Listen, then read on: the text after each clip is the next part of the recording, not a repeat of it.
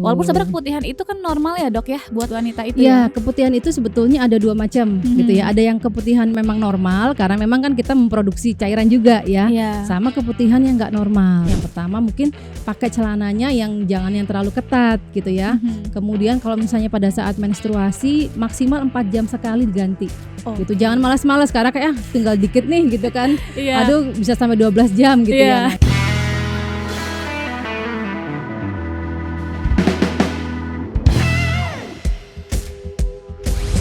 Selamat datang di podcast Meet the Expert bersama saya, Apoteker Yulia Nurulfa. Pada episode kali ini kita akan membahas cara praktis atasi keputihan dan bau tidak sedap pada area kewanitaan. Apa saja sih ini yang menjadi penyebabnya dan apa dampaknya jika permasalahan tersebut tidak diatasi?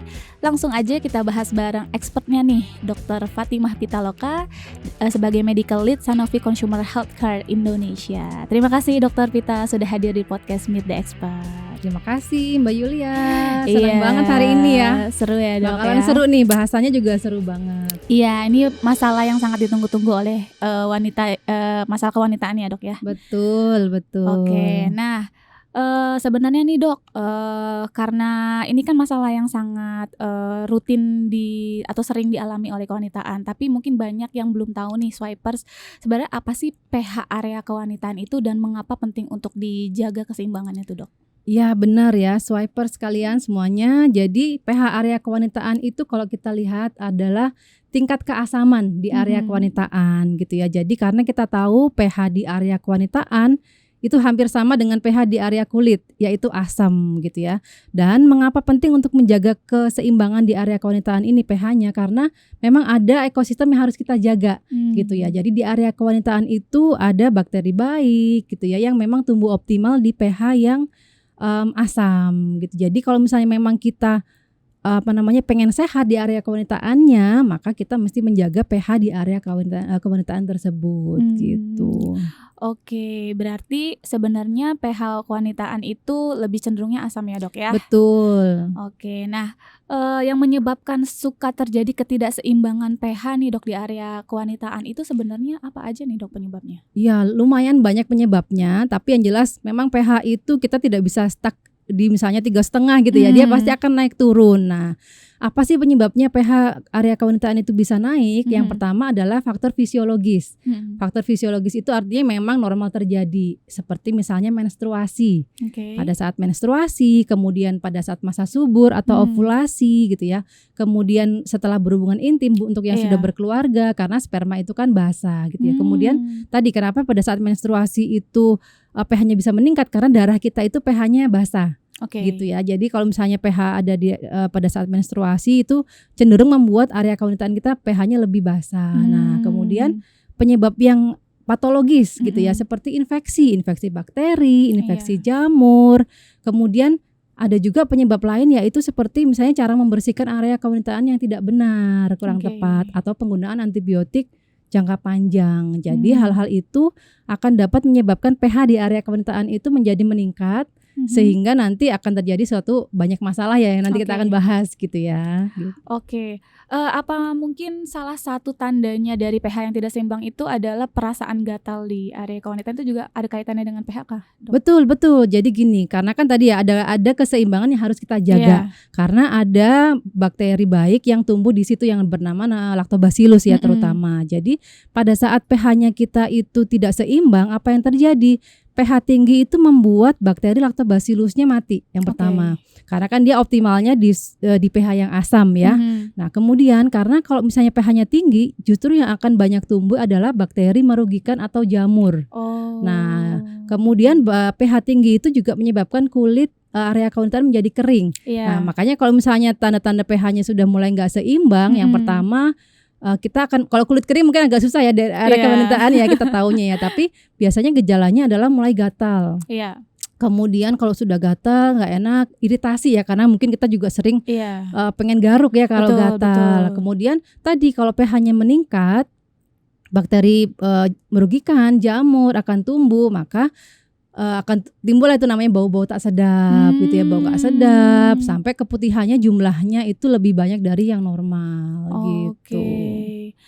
Nah, berarti tadi gejala yang muncul itu sebenarnya yang menjadi tanda ya dok bahwa Betul. ada ketidakseimbangan nih di pH kewanitaan itu adalah dari tadi bau tidak sedap, lalu ada gatal-gatal, iritasi gitu ya, dan keputihan Betul, itu ya betul. dok ya. Iya, Walaupun sebenarnya betul. keputihan itu kan normal ya dok ya buat wanita itu Ya, ya. keputihan itu sebetulnya ada 2 macam gitu ya. Mhm. Ada yang keputihan memang normal karena memang kan kita memproduksi cairan juga ya. Iya. Sama keputihan yang nggak normal. Nah, kalau keputihan yang normal itu kita bisa tandain dengan 3. Jadi Oke. warnanya tuh jernih gitu ya, Oke. bening jernih, kemudian baunya juga tidak menyengat Iya. gitu ya. Kemudian jumlahnya sedikit. Artinya kalau misalnya kita pagi itu berganti pakaian gitu ya, Iya. berganti celana, sampai siang sampai sore kita nggak kepengen ganti. Nah, itu tuh Iya. keputihannya normal gitu meskipun Iya. ada. Tapi kalau misalnya baunya sudah nggak sedap gitu ya, Betul. kemudian jumlahnya banyak sekali, Mhm. warnanya kehijauan, kemudian Mhm. putih Mhm. atau seperti coklat-coklat. Nah, itu baru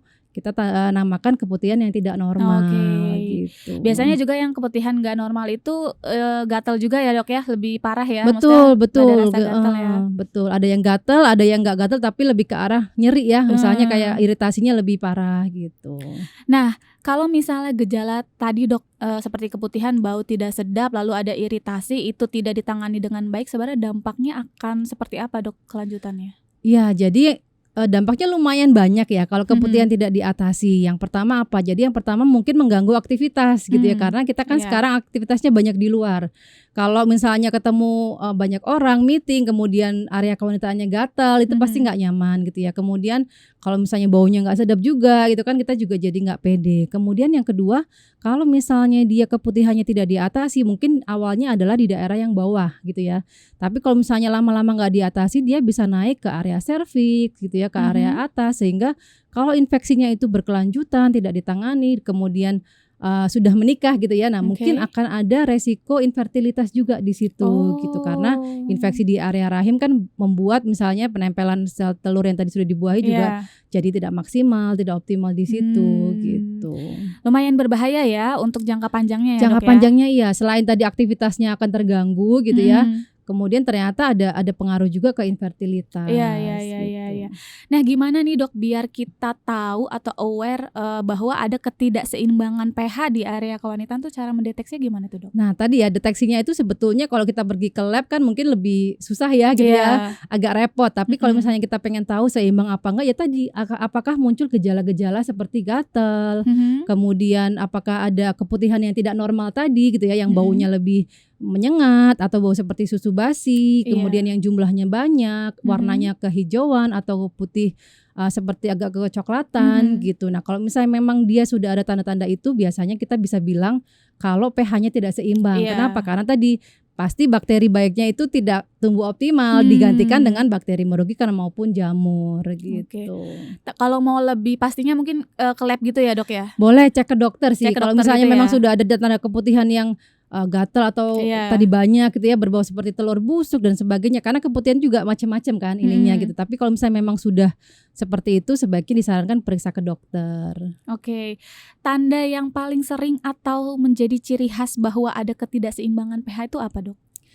Sebetulnya ya tadi itu sih, kalau misalnya memang tidak ada keseimbangan pH itu pasti akan muncul gejala-gejala. Jadi tadi pokoknya kita mesti cek aja yang biasanya itu kita nggak rasa gatel, kemudian nggak ada rasa seperti nyeri gitu ya, kemudian keputihannya nggak banyak, tiba-tiba ada seperti itu. Nah, tapi biasanya juga kita mesti lihat nih, apakah ada perubahan yang kita lakukan. Misalnya berapa hari ini sering pakai celana ketat, misalnya gitu ya. Atau misalnya menstruasi tapi karena sibuk banget nggak ganti-ganti pembalut. Nah, seperti itu, apakah ada penyebabnya? Nah, itu juga bisa sih gitu. Kita jadi prediktor ya seperti itu ya gitu. Jadi sebenarnya bisa juga mengidentifikasi dari keseharian kita ya dok. Betul, gitu ya. apakah ada perubahan yang signifikan yang beli celana baru nih gitu kan, yang lagi senang dipakai terus, tapi ternyata kan dia ketat gitu misalnya. Betul. Oke, baik dok. Nah, tadi kita udah bahas tentang bagaimana mendeteksinya. Nah, untuk mencegahnya nih dok, supaya tidak terjadi ketidakseimbangan pH atau supaya seimbang nih pH area kewanitaan, itu menjaganya harus gimana tuh dok? Menjaganya itu memang penting banget ya. Jadi swiper sekalian, jadi menjaganya itu gimana caranya supaya tadi keseimbangannya tetap terjaga. Yang pertama, kita menjaga supaya tadi lactobacillusnya itu bisa tumbuh optimal. Gimana caranya? Yang pertama mungkin pakai celananya yang jangan yang terlalu ketat gitu ya. Kemudian kalau misalnya pada saat menstruasi maksimal 4 jam sekali diganti. Gitu. Jangan malas-malas karena kayak tinggal dikit nih gitu kan. Aduh bisa sampai 12 jam gitu ya. Nah itu atau lagi sesibuk apapun meeting atau pergi, nah itu usahakan tetap ganti gitu ya. Nah kemudian cara membersihkannya juga harus benar gitu. Membersihkan area kewanitaan itu yang pertama dari depan ke belakang. Kalau kita lagi membersihkan, jangan dari belakang ke depan karena di belakang ada anusnya ya. Ya ada anus, jadi takutnya kotorannya malah masuk ke depan gitu. Nah kemudian bersihkannya juga pakai tangan aja yang lembut gitu ya. Kemudian kalau memang membersihkan area kewanitaan itu dengan menggunakan pembersih, itu pilih yang sesuai gitu. Itu aja sih. Kemudian dikeringkan, itu juga penting. Jadi kalau misalnya memang kita sebagai wanita yang suka traveling pergi, itu usahakan di dalam tas kita ada tisu gitu ya, supaya nanti kalau misalnya pada saat tisu di toiletnya itu lagi nggak ada, itu kita bisa pakai punya sendiri. Karena memang kalau misalnya lembab, nah itu bisa terjadi tuh gatel lagi, kemudian pH-nya nggak seimbang gitu ya, kemudian bakteri baiknya akan jadi nggak optimal tumbuh di situ, bakteri merugikan, jamurnya akan tumbuh pesat gitu ya, jadinya akhirnya jadi terjadi keputihan gitu. Nah nih dok, mungkin swipers banyak yang pengen tahu sebenarnya ada nggak sih cara alami untuk menjaga keseimbangan pH area kewanitaan, dan apakah itu cukup dengan cara alami aja nantinya gitu? Ya betul. Jadi kalau misalnya tadi ya menjaga pH area kewanitaan dengan cara alami itu tadi kita menjaga supaya jangan sampai si lactobacillusnya itu kenapa-kenapa gitu kan. Ya tadi misalnya sering-sering ganti pembalut, kemudian membersihkan dari depan ke belakang, bersihkan secara lembut gitu ya. Kemudian apalagi dikeringkan. Nah, kemudian kalau tadi yang sempat aku sudah bahas, memilih area sabun area kewanitaan itu juga yang memang khusus untuk sabun area kewanitaan, dan cara penggunaannya harus benar juga gitu, karena zaman dulu itu kan mungkin banyak yang bilang penggunaannya sampai ke dalam-dalam nih. Nah itu sebetulnya justru tidak dianjurkan. Kenapa? Karena yang pertama prinsipnya adalah bersih. Jadi kalau membersihkan itu nggak bisa hanya dengan air saja, karena banyak kotoran-kotoran itu mengandung lemak gitu ya, sel-sel mati itu bisanya hanya dengan seperti sabun. Nah tapi penggunaannya jangan sampai ke dalam karena ada lactobacillusnya di area vagina tadi, sehingga kalau misalnya penggunaannya nggak benar juga akan membuat lactobacillusnya mati gitu. Tadi dokter juga sempat sebutkan bahwa salah satunya adalah untuk menjaga flora normal itu dengan memilih produk perawatan area kewanitaan yang tepat ya dok. Betul. Nah gimana untuk cara milihnya tuh dok biar memang yang pertama pilih yang memang diformulasikan khusus untuk area kewanitaan. Jadi jangan pakai sabun mandi, apalagi sabun batangan gitu ya. Karena kenapa? Karena sabun batangan itu pH-nya 10-11. Bayangin tadi pH area kewanitaan kan asam ya, sekitar 3,5 sampai 5,5. Nah kalau misalnya pakai sabun yang batangan yang pH-nya 10-11 gitu ya, atau sabun biasa yang pH-nya sekitar 8 atau 9, maka lactobacillusnya akan mati, kulitnya jadi kering, kemudian bakteri jahatnya atau jamurnya justru akan tumbuh, maka itu justru akan jadi keputihan. Nah itu yang banyak ditakutkan ya. Nah makanya salah satunya bisa pilih laktasid. Laktasid itu memang diformulasikan khusus gitu ya, dengan pH yang sesuai dengan area kewanitaan yang pertama. 3,5 sampai 5,5 3,5 sampai 5,5. Kemudian dia mengandung lactic acid dan juga lactoserum. Lactic acid itu dia adalah turunan alpha hidroksi asid atau AHA ya, yang suka kita pakai buat skincare gitu kan. Nah dia fungsinya melembabkan, itu membantu menjaga kelembaban di area kewanitaan. Kemudian laktoserum itu apa? Laktoserum itu kalau misalnya kita bikin keju dari susu ya, itu kan gumpalannya adalah keju. Nah kemudian sisa airnya itu adalah namanya laktoserum. Zaman dulunya dibuang dia, tapi ternyata memang kandungannya banyak sekali. Ada vitamin larut air B, vitamin C, ada mineral, ada lactic acidnya juga di situ. Jadi dia membantu dalam regenerasi kulit juga gitu ya. Jadi laktasid ini dia pertama ada pelembabnya gitu ya, membantu melembabkan, kemudian ada laktoserumnya membantu regenerasi kulit dan menjaga supaya tadi lactobacillusnya dapat tumbuh optimal gitu. Karena kan tadi lactobacillus itu selain dia butuh pH yang ini, dia juga butuh makanannya juga ya, ada lactic acidnya segala macam gitu. Jadi dibantu dengan itu dan dengan cara pakai yang benar juga gitu ya. Dia hanya di bagian luar atau bagian vulva. Kemudian tadi pakainya 2 kali sehari gitu ya, pagi dan sore pada saat mandi. Itu kita harapkan cukup untuk menjaga keseimbangan area kewanitaan, membantu menjaga keseimbangan di area kewanitaan gitu. Berarti produk laktasid ini sebenarnya sudah mengakomodir semua keluhan-keluhan yang biasanya dialami kewanitaan ya. Betul. Jadi dia bisa menjaga keseimbangan area kewanitaan dan juga ada beberapa penelitian pada pasien-pasien atau orang-orang yang memang habis mengalami keputihan gitu ya, supaya keputihannya tidak kambuh lagi, itu penggunaan laktasid secara teratur terbukti dapat mengurangi resiko kekambuhan gitu ya, karena sudah dibantu untuk menjaga pH-nya supaya optimal, lactobacillusnya pertumbuhannya optimal, sehingga bakteri-bakteri jahat, bakteri merugikan atau jamur itu dia akan dapat ditekan pertumbuhannya gitu. Oke dok, nah sebenarnya laktasid ini variannya ada apa aja nih dok? Kita ada 2, jadi yang warnanya pink itu adalah laktasid all day care, kemudian yang warnanya hijau itu adalah laktasid odor fresh gitu. Nah, apa tuh dok bedanya tuh antara yang pink sama yang hijau? Yang pink sama hijau bedanya adalah kalau yang pink itu kita bisa gunakan harian gitu ya, kalau misalnya memang kita, apalagi misalnya yang baru pertama kali pakai, yang tidak ada masalah gitu ya, atau misalnya mau menjaga keseimbangan area kewanitaannya, itu bisa pakai yang all day care atau yang warnanya pink gitu ya. Nah, kalau yang odor fresh itu mengandung bahan-bahan ekstrak herbal gitu ya, yang dapat mengurangi bau tak sedap sampai lumayan signifikan. Jadi untuk orang-orang yang aktif misalnya berolahraga gitu ya, terus kemudian kerjaannya kesana kemari gitu ya. Nah, yang rawan akan terjadi kelembaban itu biasa pakai yang odor fresh, karena odor fresh itu dia mengandung bahan herbal juga supaya tadi bau tak sedapnya hilang gitu. Jadi yang hijau lebih spesifik untuk membantu tadi supaya wanginya biar berbau harum gitu lah ya dok. Betul. Jadi mencegah supaya kayak nggak ada bau yang tidak sedap. Iya, bau yang gitu. tidak sedap lah ya. Betul. Gitu. Karena kan kalau misalnya kita beraktivitas banyak itu kan mungkin ya lembab juga gitu ya, sehingga tadi kalau misalnya lembab mungkin akan terjadi bau nggak sedap tadi gitu. Nah, boleh dok diceritain caranya untuk menggunakan laktasid ini kira-kira gimana tuh? Ya tadi, jadi pakai laktasid itu untuk feminine wash ini ya, jadi cukup 2 kali sehari. Jadi jangan terlalu rajin juga, karena kan membersihkan itu kalau kita mandi juga cuma 2 kali sehari ya gitu. Nah, benar. Kemudian biasanya dipakai pada saat mandi pagi, mandi pagi ataupun mandi sore. Cukup dituangkan gitu ya, dituangkan di tangan secukupnya, kemudian kita bikin busa gitu ya, atau langsung diusapkan juga boleh. Diamkan selama beberapa detik juga gitu ya, kemudian baru dibilas. Itu aja sih.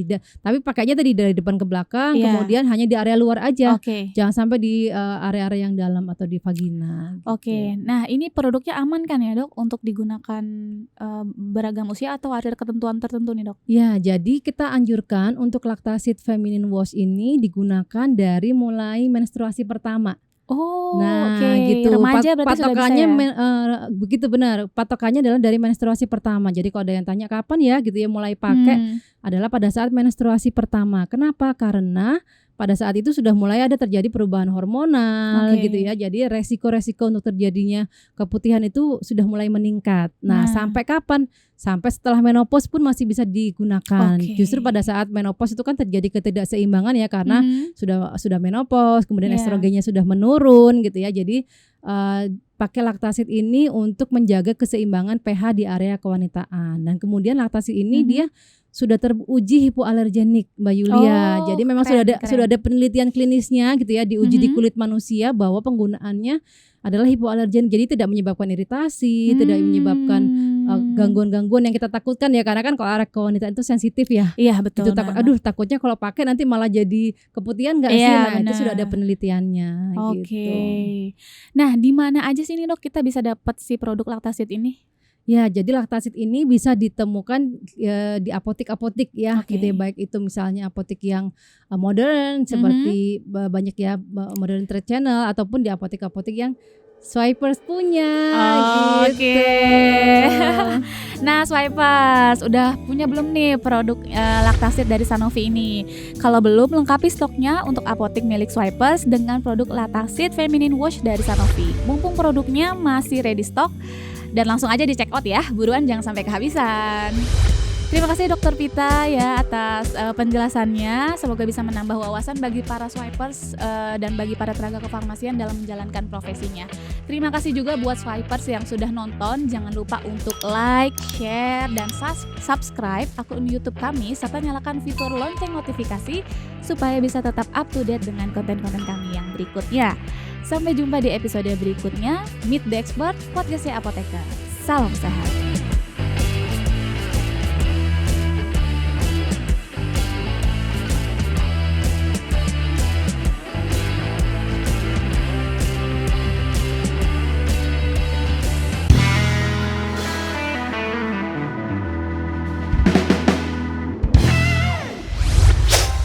Swipe RX.